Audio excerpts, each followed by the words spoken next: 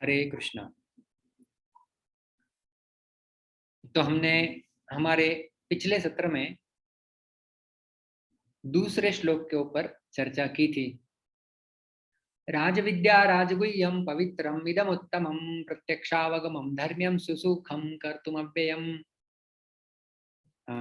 आनंद की बात है कि कई सारे भक्त जो है वो श्लोकों को याद करने का भी प्रयास कर रहे हैं। कुछ भक्त मुझे बता रहे थे कि पहले 2 श्लोक उनके याद हो गए हैं और अभी वो तीसरे की राह देख रहे हैं।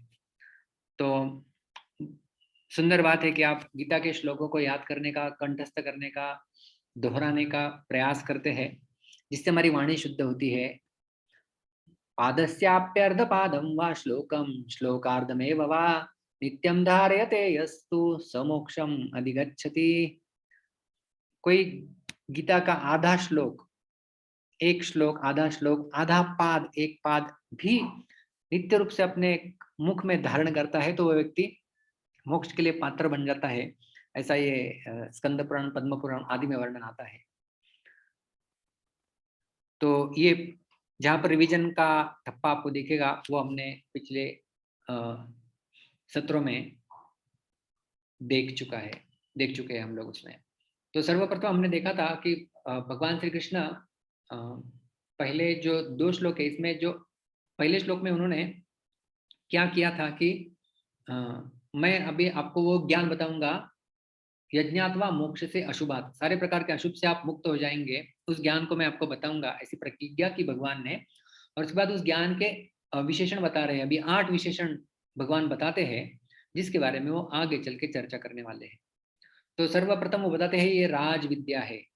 हमने देखा था विद्या का अर्थ क्या होता है।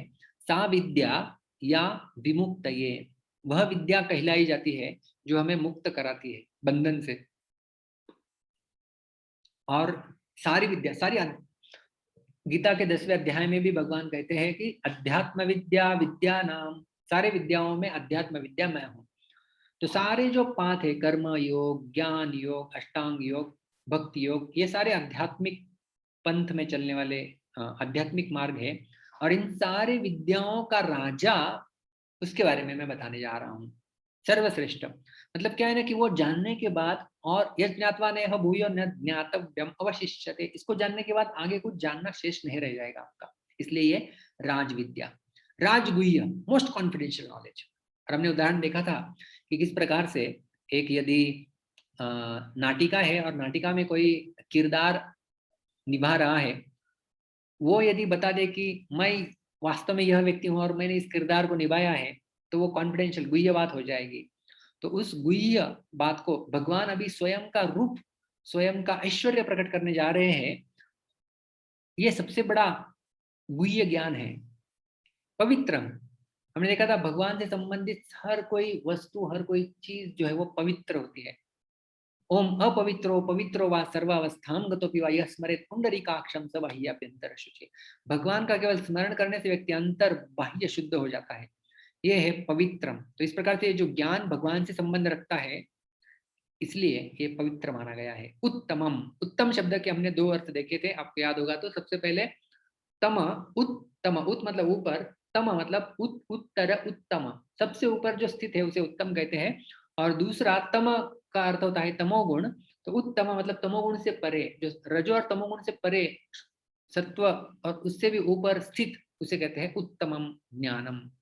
प्रत्यक्ष अवगम्यम, इसको आप प्रत्यक्ष अनुभव कर सकते हैं। और उदाहरण हमने देखा था, आपको यदि याद होगा, ये देखिए ना, श्रीमद् भागवतम और गीता बहुत बार हमें हमारे दैनंदिन उदाहरणों के द्वारा समझाते हैं, और इतना आसानी से समझाते हैं कि बिल्कुल समझ में आ जाता है। उदाहरण दिया गया श्रीमद् भागवत में, हमने देखा था भोजन का, कि जिस प्रकार से जब हम भोजन करते हैं तो तुष्टि पुष्टि क्षुद पायो अनुघासम, तुष्टि मिलती है, पुष्टि मिलती है, और जो क्षुधा है, वो भूख जो है वो कम हो जाती है। जैसे हम लोग खाना प्रारंभ करते हैं, हर एक घास में, हर एक निवाले में वैसा होता है। उसी प्रकार से भक्ति परेशानुभवो विरक्तिर अन्यत्र चैषत्रिक एक काल, भक्ति पर ईश अनुभव और भगवत संबंधी जो वस्तुएं नहीं है उनसे विरक्ति, ये 3 चीजें अपने आप प्रकट होना प्रारंभ होती है। इसका अनुभव हम लोग कर सकते हैं। ये है प्रत्यक्ष अवगम्यम। धर्म्यम, धर्म्यम भगवान की प्राप्ति कराने वाले होने के कारण इसे धर्म्य ऐसा भी बताया गया है। कर्तुम सुसुखम, सुसुखम के बारे में हमने देखा था, सु ये उपसर्ग लगाया हुआ है, सुखम मतलब आसान, करने के लिए बिल्कुल आसान है, कोई भी व्यक्ति कर सकता है। और हमने वो श्लोक देखा था जिसमें कई सारे उदाहरण दिए हुए हैं। व्याधस्याचरणं ध्रुवस्य च वयो विद्या गजेन्द्रस्य का कुब्जायाः किमुनाम रूपमधिकं किं तत्सुदाम्नो धनम् वंशः को विदुरस्य यादवपते उग्रस्य किं पौरुषं भक्त्या तुष्यति केवलं न च गुणैः भक्ति प्रियो माधवः।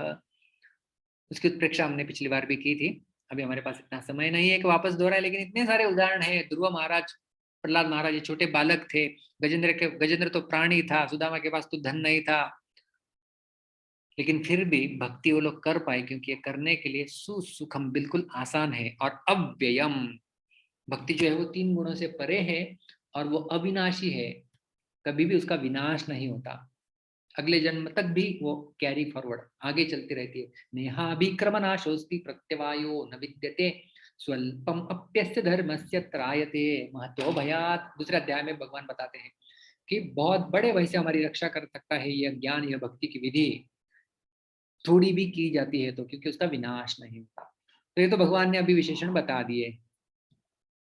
तो भक्ति के विधि के ज्ञान का महात्म्य भगवान ने 8 विशेषणों के द्वारा वर्णन किया था। तो आपके मन में या अर्जुन के मन में प्रश्न आया होगा कि यदि भक्ति सर्वोपरि है और इतनी सुखपूर्वक आसानी से की जाती है तो सारे लोग इसका लाभ क्यों नहीं लेते? Why not everyone takes the benefit? क्योंकि हमने देखा छोटा बच्चा भी कर सकता है, बूढ़ा भी कर सकता है, निर्धन धनी कोई भी कर सकता है, तो सब लोग क्यों उसका लाभ नहीं लेते? यदि इतनी ही आसान बोलते हैं आप, तो सब लोग क्यों नहीं लेते? इस प्रश्न को मानो अर्जुन के मन में आया होगा और शायद भगवान ने उनके मनोभाव को जानते हुए आज वाले श्लोक में उसका उत्तर दिया है। अश्रद्धदाना पुरुषा धर्मस्यास्य परन्तप अप्राप्य माम निवर्तन्ते मृत्यु संसार वर्त्मनि। तो इस श्लोक का हम लोग पद विभाग और संधि देखेंगे। एक क्षण, मैं यहाँ पे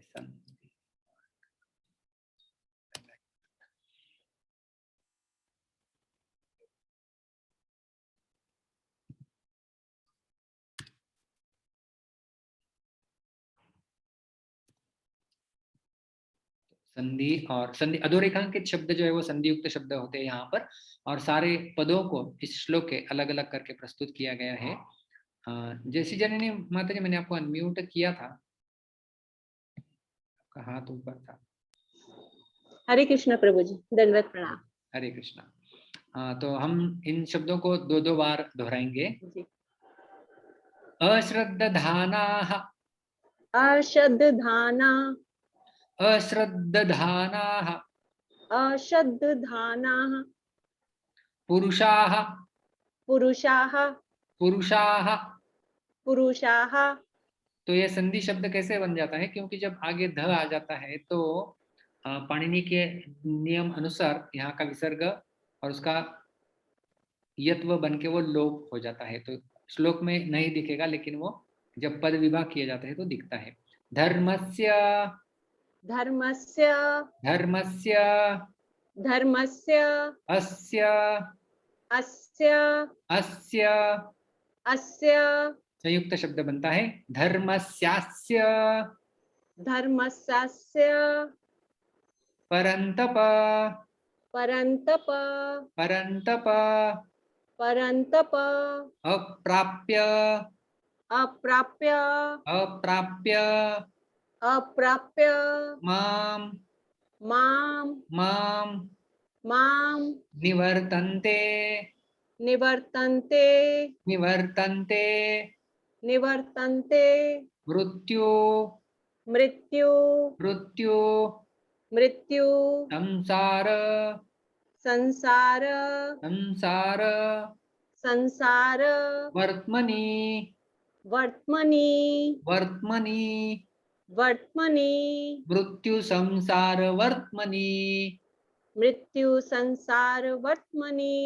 यहाँ पर संधि नहीं हो रही है, केवल वर्ण वर्ण सम्मेलन जिसे हम लोग कहते हैं। तो यहाँ पे डैश डाल के मैंने उसको अलग किया हुआ है, वास्तव में वह एक ही शब्द माना जा सकता है। पूर्ण श्लोक एक एक पाद के साथ गाएंगे। अश्रद्ध, यहाँ पे द जो है वो द को द ज्वाइन किया हुआ है, द और द, तो द दोनों ज्वाइन होके एकत्रित उच्चारण होता है। अश्रद्धाना पुरुषाः अश्रद्धाना पुरुषा धर्मस्यास्य परन्तप धर्मस्यास्य परन्तप अप्राप्य मां निवर्तन्ते अप्राप्य मां निवर्तन्ते मृत्यु संसार वर्त्मनि। मृत्यु संसार वर्त्मनि। धन्यवाद माता जी। हरे कृष्ण प्रभु जी, धन्यवाद। हाँ, दंडवत। मुरली गोविंद प्रभु आप हैं यहाँ पे? हाँ, यस प्रभु, हरे कृष्ण, दंडवत प्रणाम। अश्रद्धाना पुरुषा अश्रद्धदाना पुरुषा धर्मस्यास्य परन्तप धर्मस्यास्य परन्तप अप्राप्य मां निवर्तन्ते अप्राप्य मां निवर्तन्ते मृत्यु संसार वर्त्मनि। मृत्यु संसारवर्त्मनि। धन्यवाद थैंक यू प्रभु, हरे कृष्ण। तो ये हो गया हमारा पदवी भाग इस श्लोक का। और अभी हम देखते हैं अन्वय। अन्वय भगवान कह रहे हैं अर्जुन से, हे परंतप। परंतप अर्जुन का ही एक नाम भगवान श्री कृष्ण बोल रहे हैं, उच्चारण कर रहे हैं, हे परंतप। हे संबोधन बोलने मतलब ना, हे अर्जुन। तो परंतप अस्य धर्मस्य अश्रद्धधानाः पुरुषाः। अस्य धर्मस्य, अस्य मतलब इस, धर्मस्य मतलब जो धर्ममयी। जो पिछले श्लोक में याद है हमने 8 विशेषण देखे थे, उसमें धर्मम शब्द का प्रयोग आया था। राजविद्या राजगुह्यम पवित्रम इदम उत्तमम प्रत्यक्षावगमम धर्म्यम। तो यही धर्म मतलब इस धर्म का या इस धर्म के ऊपर अश्रद्धधानाः पुरुषाः मतलब ऐसे पुरुष, ऐसे लोग जिनकी श्रद्धा नहीं है। अश्रद्धाधानाः ऐसे लोग जिनकी श्रद्धा नहीं है, उनके बारे में क्या होता है भगवान बताते हैं। माम अप्राप्य मतलब वो लोग मुझे तो प्राप्त नहीं करते हैं, मुझे प्राप्त करना तो दूर की बात है। माम अप्राप्य मुझे न प्राप्त करते हुए फिर वो किस चीज को प्राप्त करते हैं? मृत्यु संसार वर्त्मनि निवर्तन्ते। निवर्तन्ते मतलब वो चले जाते हैं। कहाँ चले जाते हैं? मृत्यु संसार वर्त्मनि, इस संसार में जहां पर मृत्यु जो है वो चरण करता रहता है हमेशा। मतलब इस भौतिक संसार में वो लोग वापस लौट के चले आते हैं। मुझे प्राप्त नहीं होते हैं, लेकिन इस भौतिक संसार में जो मृत्यु संसार सागर उस प्रकार से उसकी तुलना की जाती है, वहां पर वापस लौट जाते हैं। तो हम देखेंगे इस श्लोक को। सर्वप्रथम है अस्य धर्मस्य। तो जैसा मैंने अभी बताया, जो पिछले 2 श्लोक, पहला और दूसरा, इन 2 श्लोकों में भगवान ने जिस विज्ञान सहित ज्ञान को कहने की प्रतिज्ञा की थी और राजविद्या आदि 8 विशेषण देकर जिसका बड़ा महात्म्य बताया था, उसी को यहाँ पर धर्म कहा गया है। उसी को भगवान श्री कृष्ण धर्म बता रहे हैं। वही धर्म है। तो इस धर्म के बारे में बात हो रही है, क्योंकि हमने पिछली बार भी चर्चा किया था कि जो भगवत प्राप्ति करा दे उसी को धर्म कहते हैं, और वास्तव में जीव का धर्म भी वही है। हमने पिछली बार वास्तव में उसकी विशेष चर्चा की थी, अभी ज्यादा उसके ऊपर समय नहीं बिताएंगे। आगे चलते हैं। अश्रद्धधानाः पुरुषाः। इस धर्म के महात्म्य के ऊपर श्रद्धा न रखने वाले मनुष्यों को यहाँ पर अश्रद्धधाना कहा गया है। मतलब ऐसे लोग हैं ये जिनकी श्रद्धा नहीं है। किसमें श्रद्धा नहीं है? जिस मार्ग को भगवान ने बताया है उस मार्ग के ऊपर, जो ज्ञान भगवान बताने जा रहे हैं उस ज्ञान के ऊपर, भक्ति की विधि के ऊपर और भगवान श्री कृष्ण के ऊपर, इन सब के ऊपर जिस व्यक्ति की श्रद्धा नहीं है उन्हें अश्रद्धधानाः पुरुषाः इस प्रकार से कहा गया है, जिनकी श्रद्धा नहीं है। तो हमें तो सबको पता है कि अध्यात्म में प्रगति करना है तो हमें श्रद्धा की अतीव आवश्यकता होती है। भक्ति रसामृत सिंधु में पूज्य रूप गोस्वामी पाद बताते हैं कि श्रद्धा तो आध्यात्मिक जीवन का पहला सोपान है, प्रथम बिंदु है। वहां से किसी भी बात की शुरुआत होती है। और भक्ति के 9 सोपान बताते हैं रूप गोस्वामी पाद अपनी किताब में। ये 9 सोपान,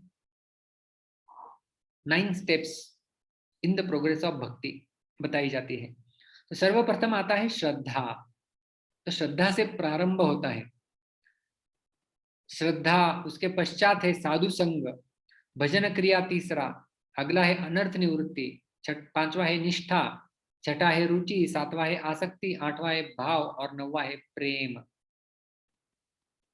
तो इस प्रकार से श्रद्धा से लेकर के प्रेम तक एक साधक का प्रवास जो है वो इस भक्ति मार्ग में चलता रहता है। और फिर हम देखते हैं कि फिर दरवाजा खुल जाता है भगवान श्री कृष्ण के प्रति प्रेम प्राप्त करने के पश्चात भगवत धाम में उस व्यक्ति का स्वागत होता है।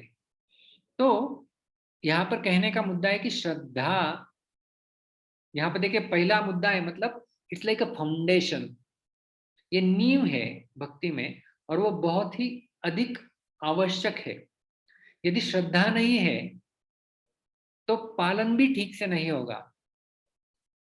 जैसे हम लोग जाते हैं ना, जब हम किसी वैद्य के पास जाते हैं और दवाई भी लेते हैं, तो यदि उस वैद्य में श्रद्धा नहीं है तो वो दवाई काम नहीं करेगी, असर नहीं करेगी। वो दवाई तभी असर करती है जब हमारी उस वैद्य के ऊपर श्रद्धा होती है, और उस श्रद्धा के कारण जो मरीज है वो अच्छे से जल्दी से ठीक हो सकता है। तो ये श्रद्धा बहुत ही महत्वपूर्ण है। तो भगवान ने अभी अभी भगवान तीसरे श्लोक में क्या कहते हैं, अश्रद्धानाः पुरुषाः, जिन लोगों की धर्मस्य अस्य परंतप, हे परंतप अर्जुन, जिनकी धर्म के इस जो मार्ग पर श्रद्धा नहीं है, उनकी गति क्या होगी वो भगवान अगले 2 पंक्तियों में बताएंगे। लेकिन हमें श्रद्धा समझना बहुत महत्वपूर्ण है, क्योंकि भगवान स्वयं इस श्रद्धा का गुणगान भी करते हैं 4थे अध्याय में। श्रद्धावान लभते ज्ञानम तत्परः संयतेन्द्रियः, ज्ञानम लब्ध्वा पराम शांतिम अचिरेणाधिगच्छति। श्रद्धावान लभते ज्ञानम, जो श्रद्धावान व्यक्ति है ना, वही ज्ञान को प्राप्त कर सकता है, वही ज्ञान का अधिकारी है। और फिर इंद्रियों के ऊपर वह संयम करके वो ज्ञान को प्राप्त करके उसको आगे क्या मिलेगा, पराम शांति। उस व्यक्ति को परा शांति की प्राप्ति होगी। प्रभुपाद जी लिखते हैं मतलब वो परम पद को प्राप्त हो जाएगा, भगवान के उस धाम को प्राप्त हो सकता है व्यक्ति जब वो उस प्रकार का ज्ञान प्राप्त करेगा, मतलब आध्यात्मिक ज्ञान। और वो ज्ञान कभी प्राप्त होता है, श्रद्धावान लभते ज्ञानम। तो देखिए बहुत सुंदर है, यहाँ पर समझने लायक मुद्दा है। इसी 4थे अध्याय में, ये तो 4थे अध्याय का 39वां श्लोक है, उसी 4थे अध्याय के 34वें श्लोक में भगवान ने कहा था कि गुरु ज्ञान देते हैं। तद्विद्धि प्रणिपातेन परिप्रश्नेन सेवया उपदेक्षन्ति ते ज्ञानम ज्ञानिनस्तत्त्वदर्शिनः। तत्वदर्शी लोग, जिन्होंने तत्व को देखा है, समझा है, ऐसे ज्ञानी लोग उपदेक्षन्ति ते ज्ञानम, वो उपदेश देंगे। अभी देखिए उपदेश तो कोई दे देगा, लेकिन उपदेश देने के पश्चात जो लेने वाला है वो कितना पचा पाएगा उसको। तो जो कभी ले पाएगा, तो वहां पर उपदेक्षन्ति, वहां पर देने की बात की है, और यहाँ पर लभते ज्ञानम, लभते लेने की बात हो रही है। तो गुरु दे तो देंगे, लेकिन शिष्य वास्तव में कभी प्राप्त कर पाएगा जब वो श्रद्धावान होगा। श्रद्धावान लभते ज्ञानम, मतलब वैद्य ने दवाई तो दे दी है, लेकिन जब जो मरीज है उसमें जब श्रद्धा होगी तभी वो दवाई काम करेगी, नहीं तो वो दवाई, वैसे तो वो सारी दवाइयां मेडिकल स्टोर में उपलब्ध है अभी भी। तो जब श्रद्धा हमारी होती है, तब जो भी ज्ञान हम लोग प्राप्त करते हैं उसको हम लोग क्या कह सकते हैं कि अच्छे से उस ज्ञान को प्राप्त कर सकते हैं और उसका लाभ ले सकते हैं। और उसके लिए श्रद्धा आध्यात्मिक जीवन में बहुत ही महत्वपूर्ण घटक है।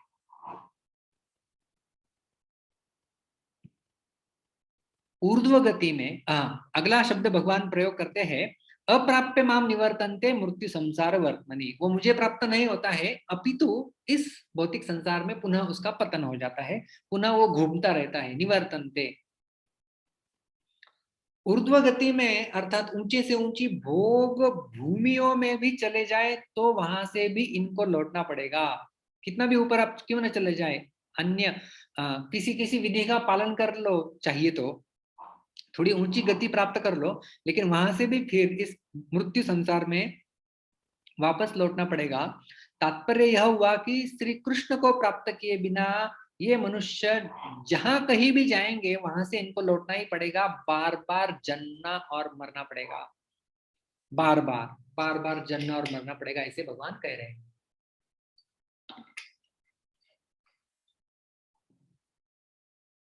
आप कहेंगे ऊंचा कैसे चला जाएगा कोई व्यक्ति, क्यों नहीं जाएगा?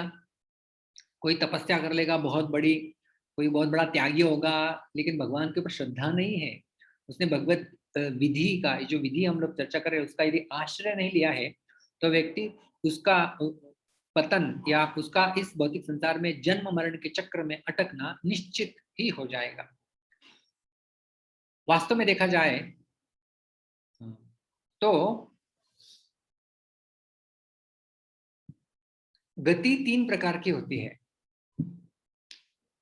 मृत्यु के पश्चात कह लीजिए, या इस संसार में भी कह सकते हैं। एक है अधोगति, मतलब जिसे हम लोग कहते हैं ना अधोगति, अधोगति शब्द सुना होगा, ये अधोगति। दूसरा है ऊर्ध्व गति और तीसरा है भगवत प्राप्ति। तो एक तो गति व्यक्ति को अधोगति होगी, मतलब नीचे की ओर चला जाएगा, दूसरा ऊर्ध्व गति होगी, ऊपर की ओर चला जाएगा, और अन्य तीसरी गति है भगवत प्राप्ति, वो कुछ अन्य गति है भगवत प्राप्ति। तो ये तीनों गतियों के बारे में भगवान श्री कृष्ण गीता में अलग अलग जगह पर बोले हुए हैं। तो आज जो भगवान बता रहे हैं कि वह व्यक्ति जिसकी श्रद्धा नहीं है वह मुझे तो प्राप्त नहीं करेगा, अप्राप्य माम, लेकिन निवर्तन्ते मृत्यु संसार वर्तमनि, वो मृत्यु संसार सागर में पुनः लौट आएगा। तो भी ये जो अधगति में चला जाएगा या ऊर्ध्व गति से भी वो वापस मृत्यु संसार में चला जाएगा, उसके बारे में थोड़ी चर्चा करते हैं। तो सर्वप्रथम देखते हैं अधगति। तो अधगति के बारे में भगवान श्री कृष्ण दैवासुर संपद विभाग योग 16वें अध्याय में 20वें श्लोक में बताते हैं, आसुरीम योनिमापन्ना मूढ़ा जन्मनि जन्मनि माम प्राप्यैव कौन्तेय या यान्त्यधाम ततो यान्ति अधमाम गतिम, ततो यान्ति, यान्ति मतलब चला जाता है, अधमाम गतिम। देखो अधह गति और ये अधमाम गतिम, कौन व्यक्ति? आसुरी प्रवृत्ति वाला व्यक्ति, आसुरी में वो आसुरी योनि को प्राप्त कर लेता है।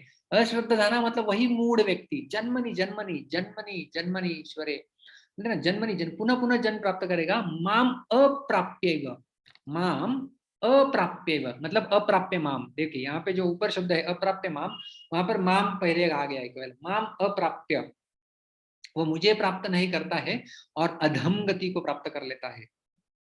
तो अधगति किस व्यक्ति को मिलती है? जो आसुरी स्वभाव वाला व्यक्ति है। अभी आसुरी स्वभाव क्या है? 16वां अध्याय यदि आप पढ़ेंगे तो उसमें दैवी आसुरी संपदा विभाग, उसके 2 विभाग ही है, उस पूरे 16वें अध्याय में बताया गया है। दैवी संपदाएं कौन कौन सी है, आसुरी संपदाएं कौन कौन सी है।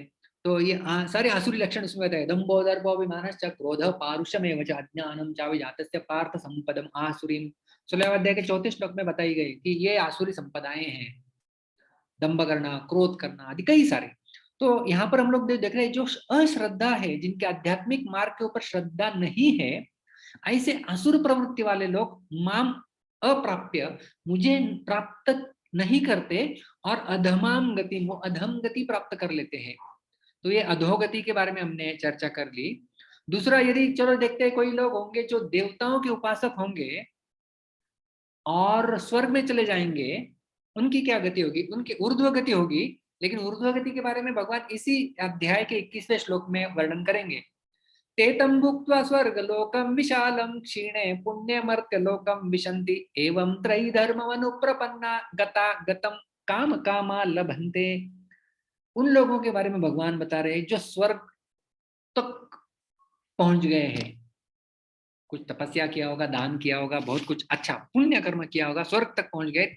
वहां पर उसका भोग लेने के पश्चात, भुक्त्वा भोग लेने के पश्चात, क्या कैसा श्लोक, विशाल स्वर्गलोक का भोग लेने के पश्चात जब पुण्य क्षीण हो जाएगा, क्षीणे पुण्य, कहाँ पे चले जाएंगे, मर्त्यलोकम विशंति, वो वापस इस मृत्यु लोक में चले जाएंगे। वहां पर ऊपर देखिए, मृत्यु संसार वर्तमनी जो आज के श्लोक में बोल रहे हैं, वही यहाँ पर बोल रहे हैं मर्त्यलोकम विशंति, वो मर्त्यलोक में पुनः वापस आ जाएंगे जब उनका पुण्य क्षय हो जाएगा। एवं त्रयी धर्म अनुप्रपन्ना, इस प्रकार से जो 3 वेद है, त्रैविद्या, उनका पालन करके ये लोग सब कुछ करेंगे, लेकिन यदि मेरा आश्रय नहीं ले रहे हैं तो गत आगत, उनका जाना आना इस भौतिक संसार में चलता रहेगा। मतलब जन्म लेना और मृत्यु होना ये चलता ही रहेगा, भले आप ऊपर ऊर्ध्व गति क्यों ना प्राप्त कर ले। तो अधोगति वाले तो अधः चले गए, ऊर्ध्व गति वाले आप भी वापस मर्त्य लोक में आ गए। अभी देखते हैं ऊर्ध्व गति के बारे में भगवान क्या, ऊर्ध्व गति, हाँ ऊर्ध्व गति के बारे में ठीक है, स्वर्ग लोक तक चले गए, लेकिन और भी यदि कोई वो थोड़ा और ऊपर चले जाए तो क्या होगा, आ ब्रह्म भुवना लोका पुनरावर्तिनोर्जुन मामुपेत्य तु कौन्तेय पुनर्जन्म न विद्यते।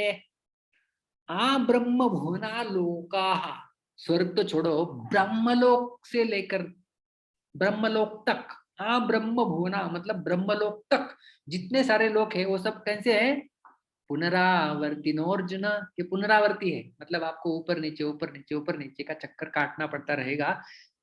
आगे कहते हैं मामुपेत्य कौन थे, लेकिन यदि आप मेरे पास जब आ जाते हैं तो पुनर्जन्म न विद्यते, उस व्यक्ति को पुनः जन्म नहीं मिलता है। तो ये होगी ऊर्ध्व गति की, और सबसे अधिक ऊर्ध्व गति इस भौतिक संसार में हम लोग देख सकते हैं वो है ब्रह्मा जी के लोक तक, सत्य लोक में चले जाना। उसके तीसरी गति, अभी तक हमने अधः गति देख लिया, ऊर्ध्व गति देख ली, अभी देखते हैं भगवत प्राप्ति की गति, तीसरी गति। उसमें क्या होता है, क्या व्यक्ति मृत्यु संसार में वापस लौटेगा वहां पर जाने के पश्चात? वास्तव में भगवान ने यहीं से शुरू कर दिया है, मामुपेत्य कौन्तेय पुनर्जन्म न विद्यते, जो मुझे प्राप्त कर लेता है उस व्यक्ति को पुनर्जन्म नहीं है। कई जगह पर भगवान श्री कृष्ण कई जगह पर इस बात को दोहराए है कि जो मुझे प्राप्त कर लेता है वो वापस नहीं लौटेगा। उदाहरण के लिए कुछ गीता के चुनिंदे श्लोक मैंने आपके सामने प्रस्तुत किए हैं। 4 अध्याय का 9वां श्लोक पहले ही देखते हैं।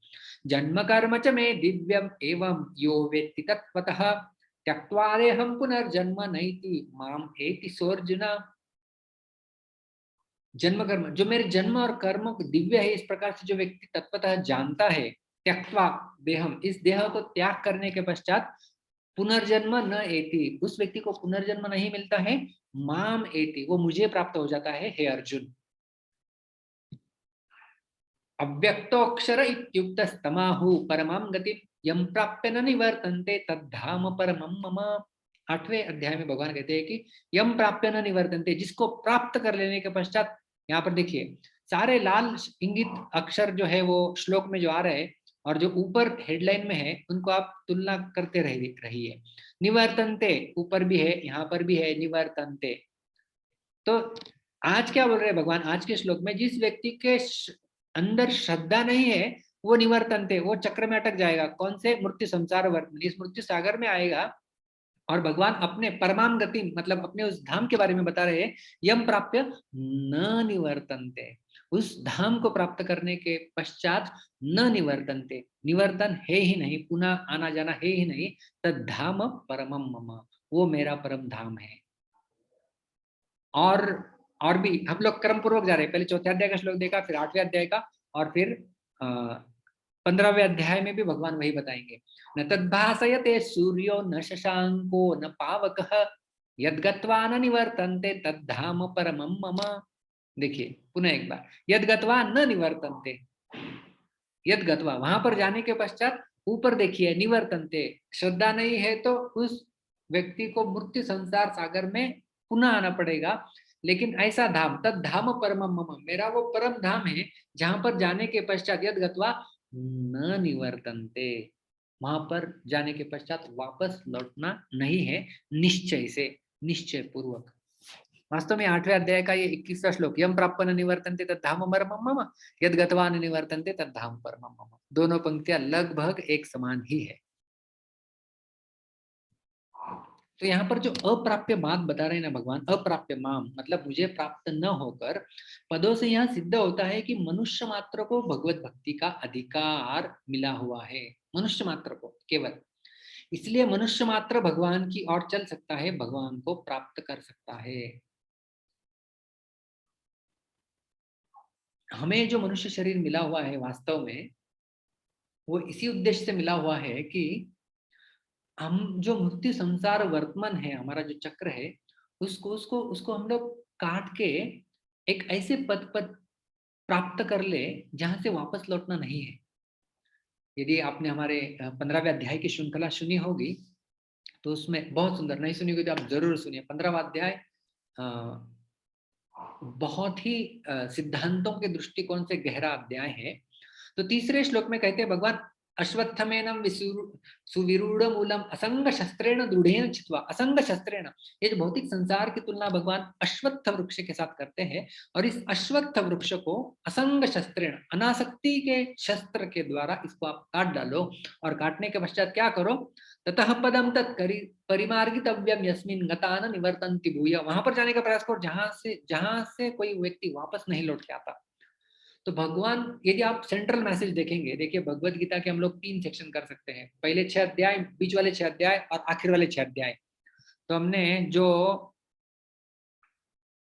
अभी जो भगवत प्राप्ति के लिए देखा, ये देखिए चौथे अध्याय का एक श्लोक लिया था, मतलब पहले 6 अध्याय में से एक श्लोक, फिर बीच वाले 6 अध्याय उसमें 8वें अध्याय का एक श्लोक, फिर आखिर वाले 6 अध्याय उसमें 15वां अध्याय का, मतलब सेक्शन भी करते हैं गीता के 3। तो इन तीनों में केंद्रवर्ती संदेश हमें भगवान देना चाहते हैं कि भाई वापस इस संसार में नहीं लौटना है तो ऐसे पद को प्राप्त करना ही पड़ेगा आपको जहां से आप वापस नहीं लौटेंगे। और यह अधिकार मनुष्य मात्र को प्राप्त हुआ है कि मनुष्य जन्म जब हमें मिला हुआ है तो हमारा कर्तव्य है कि उस मार्ग की ओर प्रस्थान करने के लिए हम प्रारंभ करें। अथा तो ब्रह्म जिज्ञासा, ब्रह्म सूत्र का पहला ही सूत्र है कि उसके बारे में जिज्ञासा करें। नृदेहम आद्यम सुलभम सुदुर्लभम प्लवम सुकल्पम गुरुकर्णधारम मयानुकूलेन नभस्मतेरितम पुमान भवाब्दिम न तरेत आत्मा है। संसार की तुलना एक सागर से की हुई है, और नृदेह माध्यम सुलभम सुदुर्लभम, एक मनुष्य शरीर मतलब एक नौका है, और इस नौका का सहारा लेके हमें संसार को पार करना है। यदि हम लोग अच्छे से श्रद्धा पूर्वक पार नहीं करेंगे तो माम अप्राप्य, मुझे प्राप्त नहीं होके भगवान कहते हैं निवर्तन्ते मृत्यु संसार वर्तन, इस मृत्यु संसार में चले आना पड़ेगा। हालांकि भगवान में श्रद्धा नहीं, आप कितना भी तपस्या क्यों ना कर लो, कितना भी दान क्यों ना दे लो, लेकिन फायदा नहीं होगा। जैसे उदाहरण के रूप में हम लोग देख सकते हैं रावण या कुंभकर्ण, ये सब लोग कई सारी तपस्या हजारों साल किए थे, लेकिन भगवत भक्ति का आश्रय नहीं लिए थे, इसलिए देखिए मृत्यु संसार वर्तमनि पुनः पतन हो गया। तो ये जो अश्रद्धाना शब्द है, इसका विरुद्धार्थी शब्द यदि हम लोग देखें तो वो बन जाएगा श्रद्धाना। अश्रद्धाना मतलब जिनकी इस मार्ग में श्रद्धा नहीं है बिल्कुल, और श्रद्धाना मतलब ऐसे लोग जिनकी इस मार्ग के ऊपर, भगवान के वचनों के ऊपर भूरी भूरी श्रद्धा है। तो जो अश्रद्धाना के लिए भगवान ने क्या कहा, अप्राप्य माम निवर्तन्ते मृत्यु संसार वर्तमनि, वो मुझे प्राप्त नहीं करते लेकिन इस संसार में उनका पतन हो जाता है, पुनः लौट के आते हैं, गमनागमन चलता रहता है। लेकिन जो श्रद्धावान लोग हैं उनके बारे में भगवान ने कहा था, चौथे अध्याय में हमने चर्चा किया था इस श्लोक का, श्रद्धावान लभते ज्ञानम तत्परम शांति गच्छति, उसके बाद परा शांति, उस परम धाम को भी वो व्यक्ति प्राप्त कर लेते हैं। तो ये है स्पष्ट रूप से भेद हमारे सामने खुल रहा है कि जो अश्रद्धाना वाले व्यक्ति है और जो श्रद्धाना, जिनमें श्रद्धा है, इन दोनों की गति में देखिए कितना अंतर है। एक व्यक्ति की गति है कि वो मृत्यु संसार में पुनः जन्म मृत्यु के चक्र में फंस रहा है, और जो श्रद्धा है जिनके अंदर, जिनके हृदय में श्रद्धा है, उनकी गति देखिए कि उनको ज्ञान प्राप्त हो जाता है। ज्ञानम लब्ध्वा पराम शांति अचिरेणाधिगच्छति, उस ज्ञान को प्राप्त कर लेने के पश्चात बिल्कुल शीघ्र ही, अचिरेण, चिरेण मतलब लंबे समय में, अचिरेण मतलब बिल्कुल शीघ्र, जल्दी ही वह व्यक्ति पराम शांति, उस पद को प्राप्त कर सकेगा। ये जो अश्रद्धाना वाले लोग होते ना, इनके सामने भगवान कुछ विशेष कार्य भी कर देना तो भी इनकी श्रद्धा बैठती नहीं है। भक्त की तो श्रद्धा अटूट होती है भगवान के ऊपर, हमें पता है। वो जानते हैं सब कुछ कर रहे हैं वो भगवान ही कर रहे हैं। और इस संसार में जो भी हम लोग देखते हैं वो भगवान की इच्छा से बहुत सारी चीजें हो रही है। लेकिन जिनकी श्रद्धा नहीं होती है भगवान के ऊपर, भगवान की भक्ति के ऊपर, विधि के ऊपर, इस ज्ञान के ऊपर जो भगवान दे रहे हैं, वो लोग भगवान को सामने देख भी लेना तो भी वो अश्रद्धा वाले ही रहेंगे। वो भगवान कुछ विशेष चमत्कार भी दिखा देंगे ना, तो भी उनके दिमाग में जो है वो श्रद्धा का प्रकाश नहीं फैलेगा। उदाहरण देखते हैं, जब भगवान श्री कृष्ण शांतिदूत बन के दुर्योधन के महल में गए थे पांडवों का संदेश लेके, उस समय भगवान श्री कृष्ण ने विश्वरूप दर्शन दिलाया था दुर्योधन को। तो दुर्योधन विश्वरूप देखने के पश्चात क्या करता है पता है? अपने सारे सैनिकों को आज्ञा देता है कि बंदी बना लो इनको। तो ये अश्रद्धा का हम लोग कह सकते हैं कि सर्वश्रेष्ठ उदाहरण। भगवान ने विश्वरूप आंखों सामने दिखाया है, लेकिन फिर भी उनमें श्रद्धा न होने के कारण उसको स्वीकार नहीं कर पाए दुर्योधन। और दूसरा उदाहरण दिया है दुशासन का। तो हमें पता है कि द्रौपदी के वस्त्रहरण में दुशासन का प्रमुख हाथ था और वो प्रयास भी कर रहा था। तो हमें ये भी पता है महाभारत से कि भगवान श्री कृष्ण वस्त्र के रूप में, साड़ी के रूप में वहां पर प्रकट हुए थे और ढेर लग गया था वहां पर साड़ियों का। दुशासन के अंदर 10,000 हाथियों का बल था और उससे वो द्रौपदी के वस्त्रहरण का प्रयास कर रहा था। और भगवान ने इतनी प्रचुर मात्रा में वहां पर द्रौपदी की रक्षा करते हुए साड़ी या वस्त्र वहां पर छोड़ा था कि वो दुशासन भी थक गया था।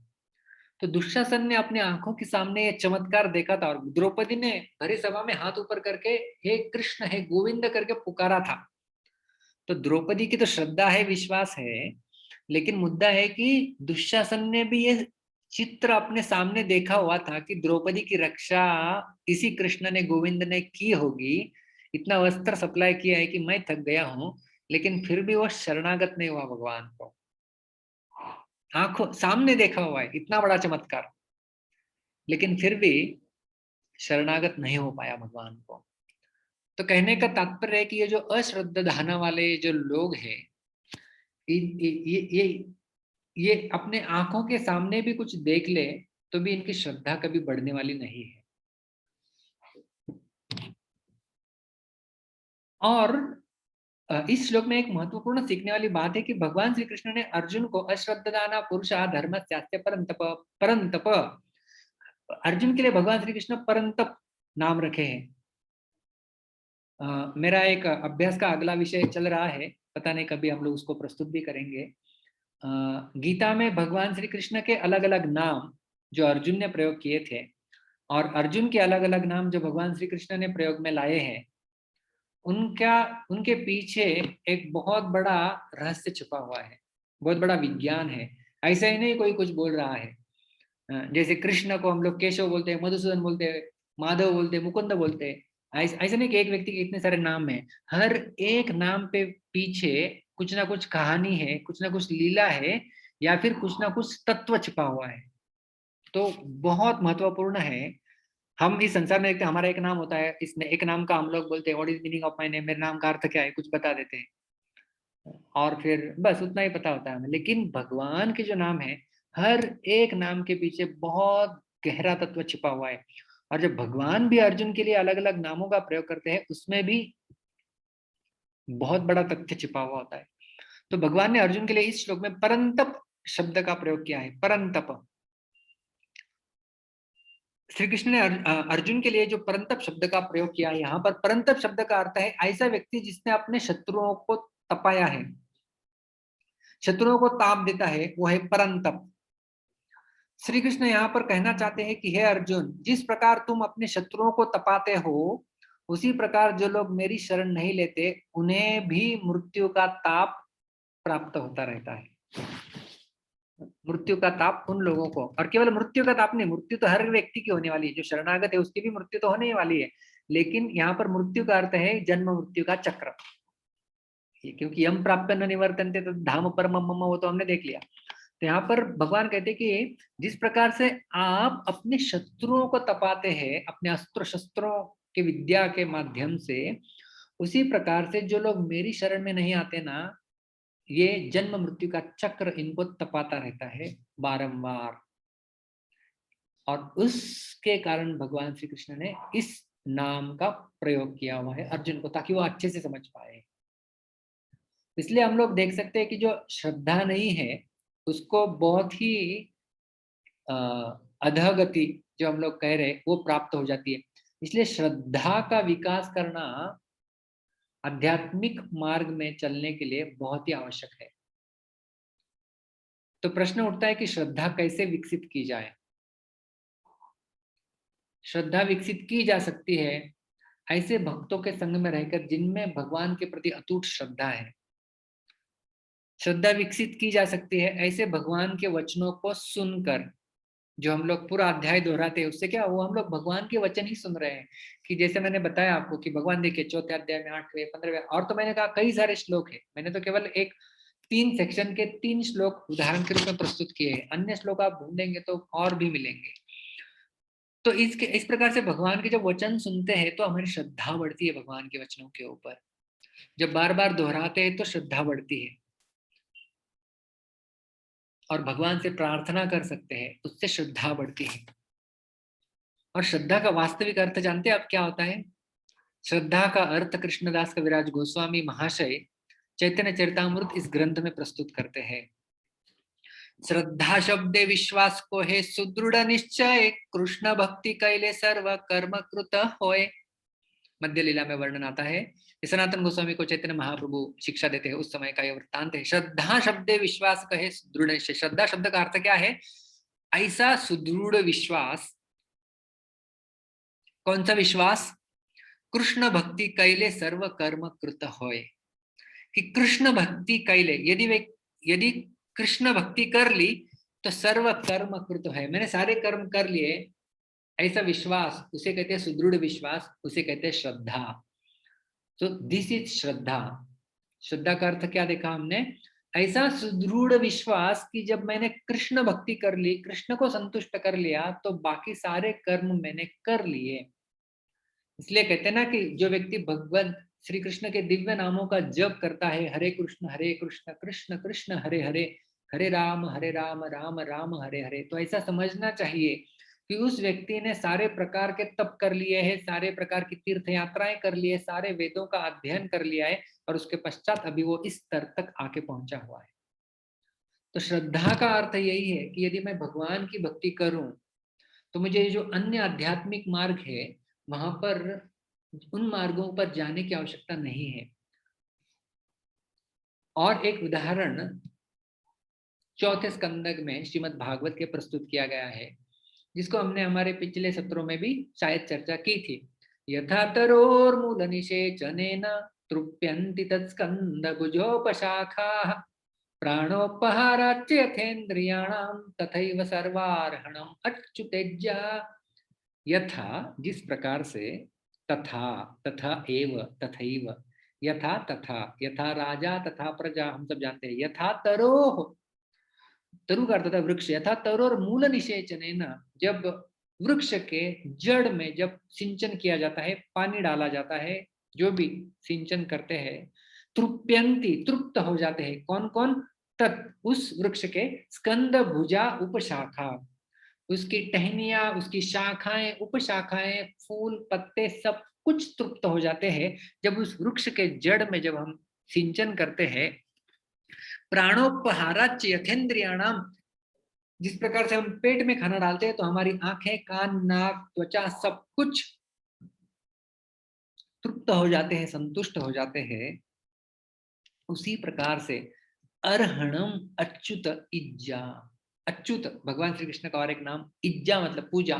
जब भगवान श्री कृष्ण की अर्चा, पूजा, अर्चा, भक्ति जब होती है तो उसी प्रकार से जो है वो सब संतुष्ट हो जाते हैं। यस्मिन तुष्टे जगत तुष्टि ही।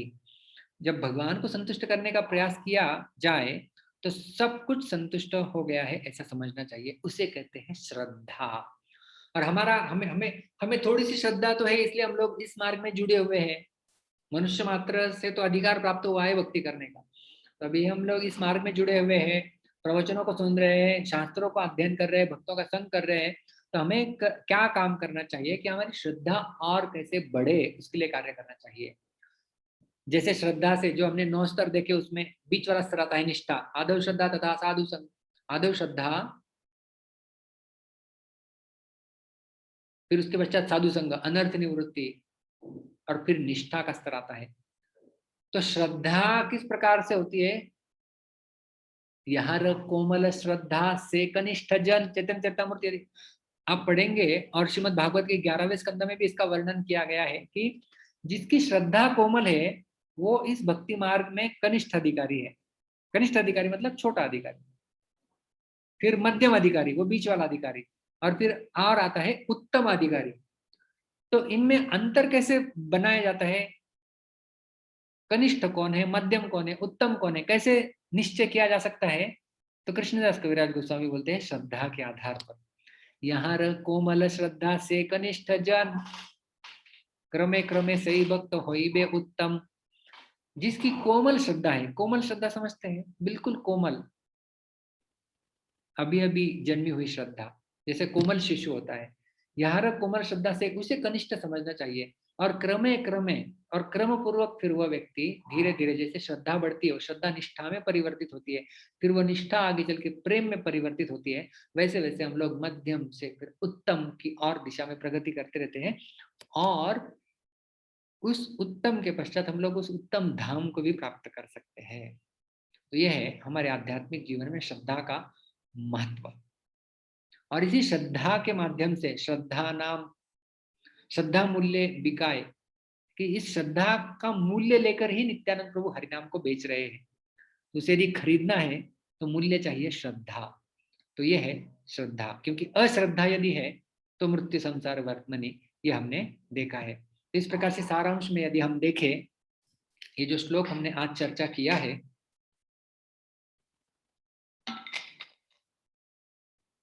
अश्रद्धाना पुरुषा धर्मस्यास्य परंतप, अप्राप्य माम निवर्तन्ते मृत्यु संसार वर्तमनि। हे परंतप, हे अर्जुन,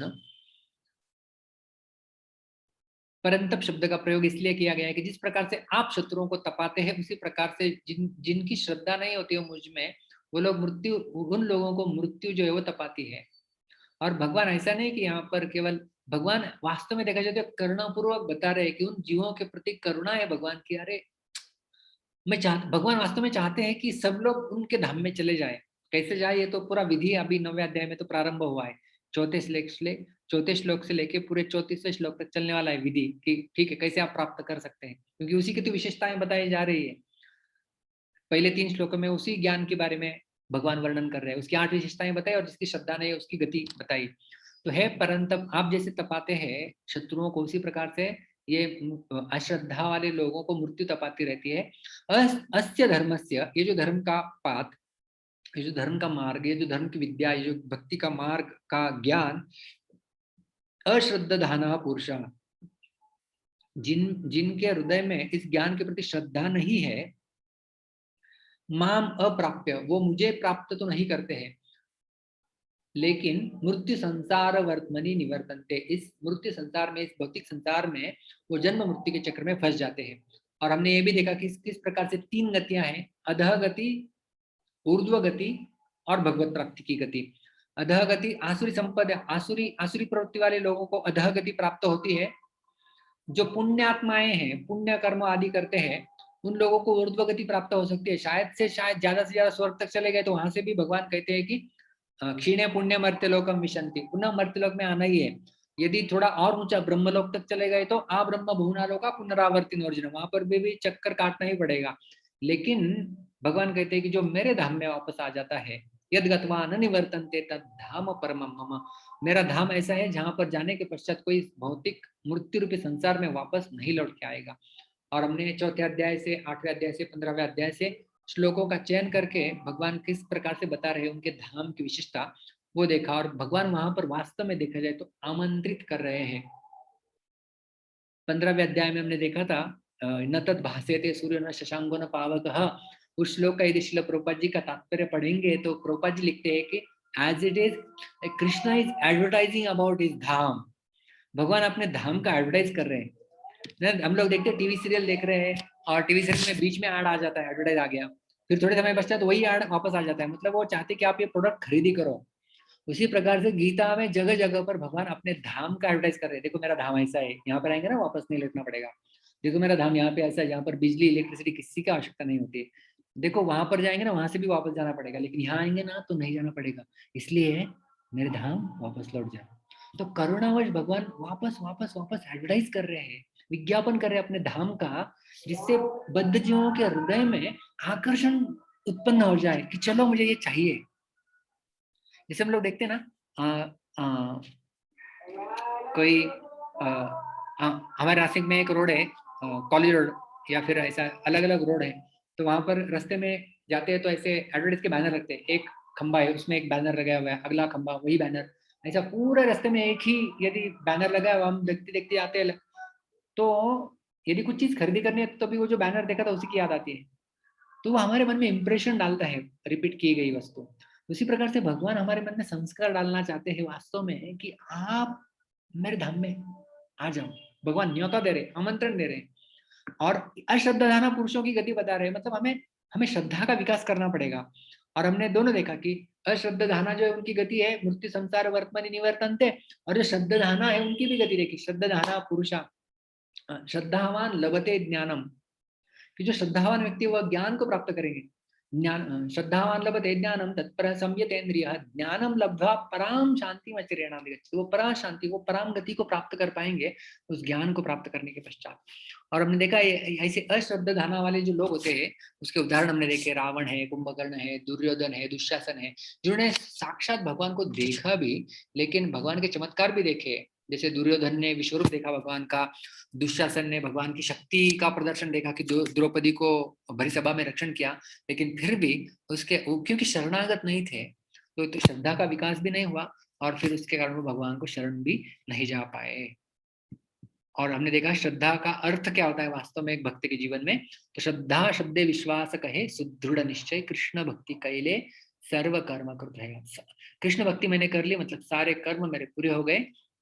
इस प्रकार से मनोभाव विकसित करना इसे कहते हैं दृढ़ श्रद्धा।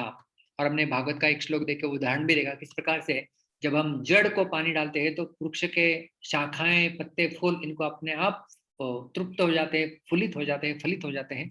उसी प्रकार से जब भगवान की हम लोग भक्ति करते हैं, प्रारंभ करते हैं, उनको संतुष्ट करने का प्रयास करते हैं, तो क्या होता है, इस संसार के सारे हम लोग जो है वो क्या कहते हैं उसे, कृतकृत्य हो गए। जो करने लायक जो भी चीजें हैं वो सारी हमने कर ली है। इस प्रकार से हम लोग समझ सकते हैं। बहुत बहुत धन्यवाद। हरे कृष्णा। किसी का कोई प्रश्न है तो आप लोग जूम के माध्यम से हाथ ऊपर कर सकते हैं, हम लेंगे। अविनाश प्रभु मैंने आपको अनम्यूट किया है। हरे कृष्णा प्रभु जी, दंडवत प्रणाम। हरे कृष्णा। प्रभु जी, सवाल ये है कि अभी हमने श्रद्धा और अश्रद्धा के बारे में तो देखा, लेकिन क्या ऐसे भी लोग होते हैं कि जो कृष्ण भावना भावित होते हैं लेकिन श्रद्धा नहीं होती, या फिर मतलब ग्रेजुअली श्रद्धा बढ़ती है, या फिर मतलब उन लोगों को कैसा फिर हैंडल करना चाहिए, या फिर उनमें अगर ऐसे होते हैं तो कैसे उनकी श्रद्धा भी दृढ़ करे? थोड़ा सा आशा आपका प्रश्न है उसी प्रकार का थोड़ा सा प्रश्न अर्जुन जी को भी आया था। मैं आपको सीधा दिखाई देता हूँ।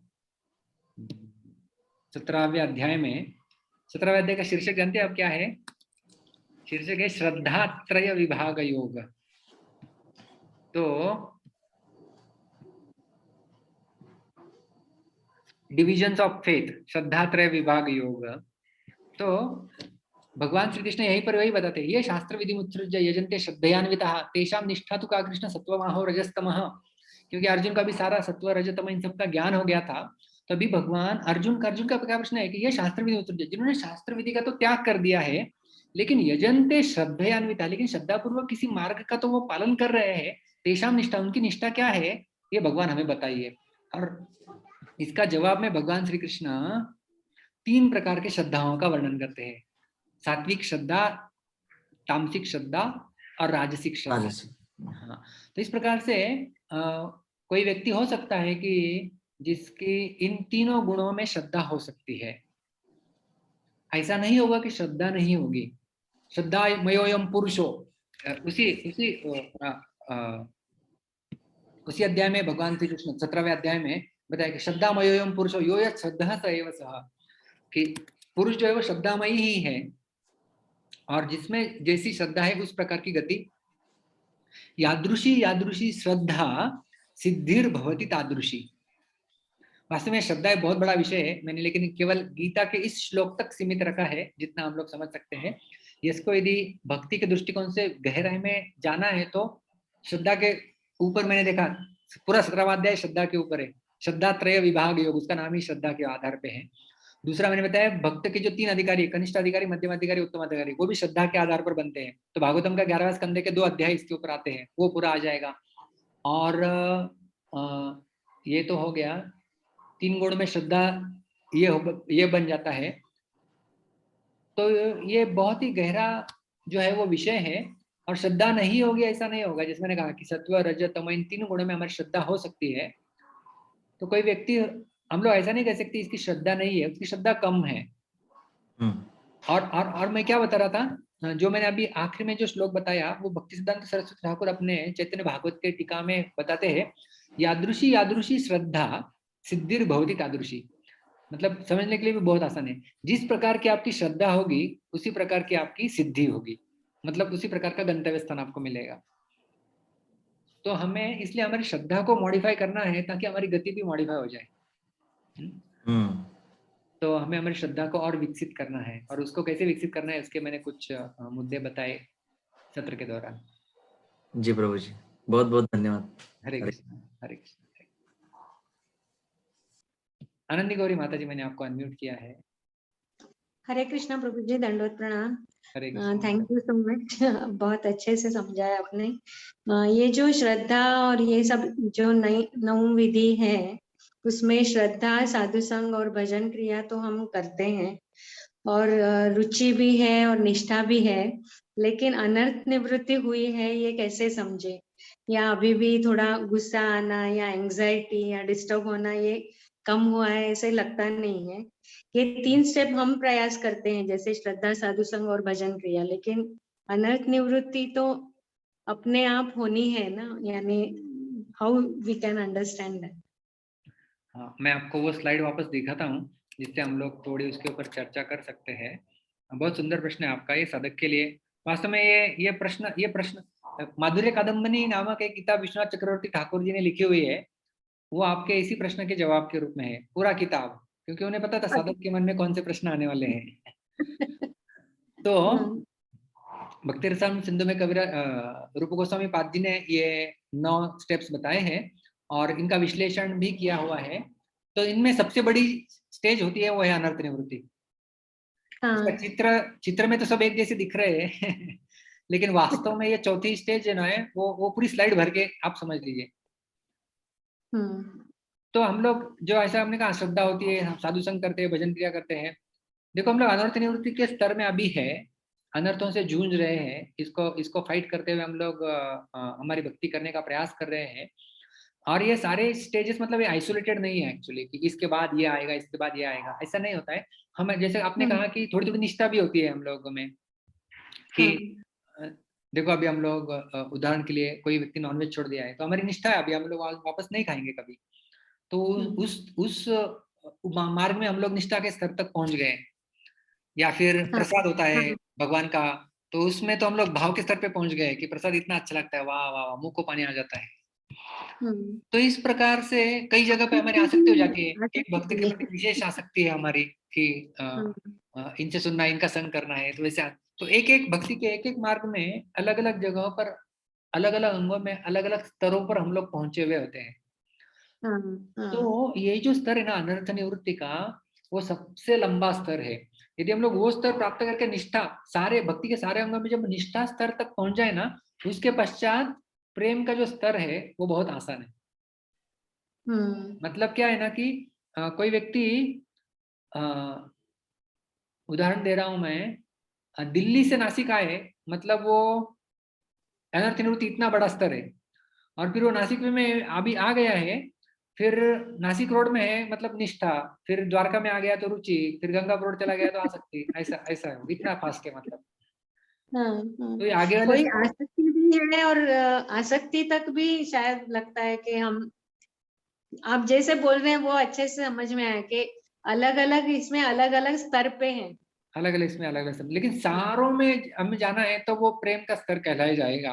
और अनर्थ निवृत्ति में शायद बहुत प्राइमरी स्टेज नहीं माता जी, क्या होता है, क्या होता है, अनर्थ निवृत्ति प्राइमरी, अनर्थ निवृत्ति देखो अभी थोड़ी सी कम हुई है ना हमारी।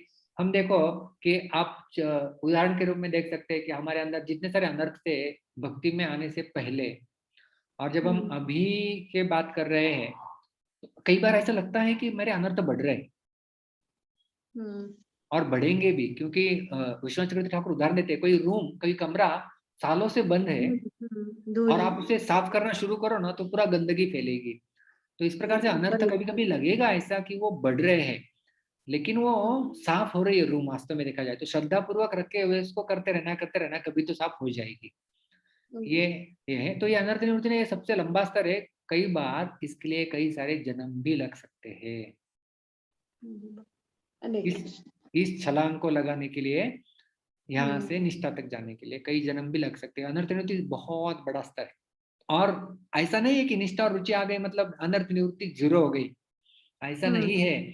विश्वनाथ चक्रवर्ती ठाकुर और अन्य शुद्ध भक्ति चिंतामणि आदि किताब पढ़ेंगे तो समझ में आता है, अनर्थ निवृत्ति के स्तर पे अनर्थों की 50% निवृत्ति होती है। उसके पश्चात आगे चलते हैं तो 40% फिर भी बच जाता है, फिर 30% बच जाता है, फिर भाव के स्तर में उसे कहते हैं कि गंध, मतलब आपने देखा शराब की बोतल है, बोतल में से शराब निकाल ली गई है, उसको वापस धोएंगे, 10 बार धोया तो भी उसकी गंध रह जाती है ना। उसी प्रकार से अनर्थ सारे चले जाएंगे लेकिन उसकी गंध रह जाती है भाव स्तर तक। इसलिए भरत महाराज जो हम लोग देखे ना कि वो भाव स्तर तक थे, वहां से भी उनका पतन हो गया था। तो वो अनर्थों का गंध जो है वो रह जाता है, और इसलिए हमें यहाँ से जल्दी प्रेम के स्तर पे चला जाना है ताकि उस स्तर में अनर्थ शून्य हो जाते हैं। तो हमारे हाथ में है हमारे प्रयास, तो हमें हमारे प्रयास करते रहने चाहिए, जिससे क्या होगा, श्रद्धा बढ़ेगी, श्रद्धा बढ़ी हुई श्रद्धा निष्ठा में परिवर्तित हो जाएगी, और फिर अलग अलग स्तर में हमें अलग अलग कार्य भी करने होते हैं, उस हिसाब से हम लोग अग्रसर हो सकते हैं। थैंक यू प्रभु जी। हरे कृष्णा।